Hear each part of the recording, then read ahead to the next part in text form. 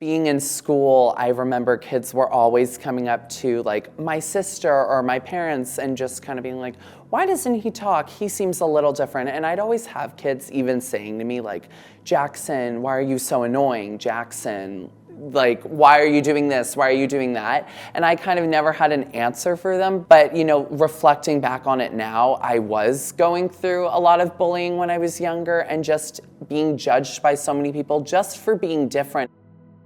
In 5th grade, at the time, you know, I still knew about my autism, but I definitely was not open about it. And I remember we had someone come in and speak to my whole class about autism, but he didn't have a family member with autism, and himself, he didn't have autism. And I just had felt like I'd really like to hear someone who actually has autism and hear their perspective. And I remember I went to my social worker the next day, and she's like, well, maybe you should do it. And I was like, oh my gosh, like, to me, I was like, wait, that's a little crazy.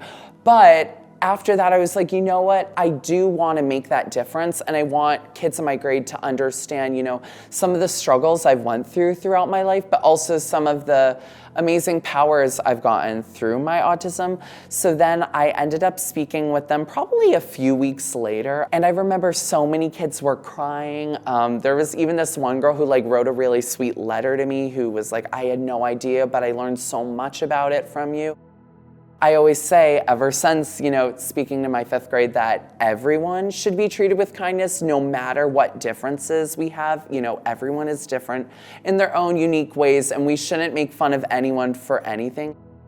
Going into college, I really wanted to be more about like embracing myself, embracing my identity, not being ashamed.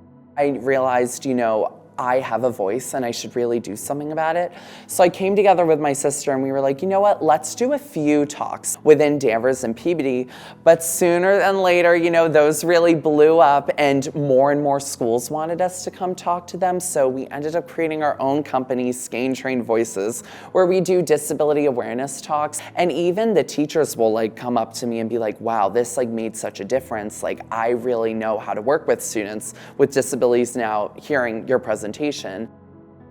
I think if you were to ask me probably like 10 years ago, I would never see this. Even when I found out about having autism, I think I always worried that it would define me. But even now, like just coming even to Endicott, like all these amazing experiences I've had, I've learned that there are people who really do love me out there, and we all have our own things that make us unique, and we shouldn't judge others for that.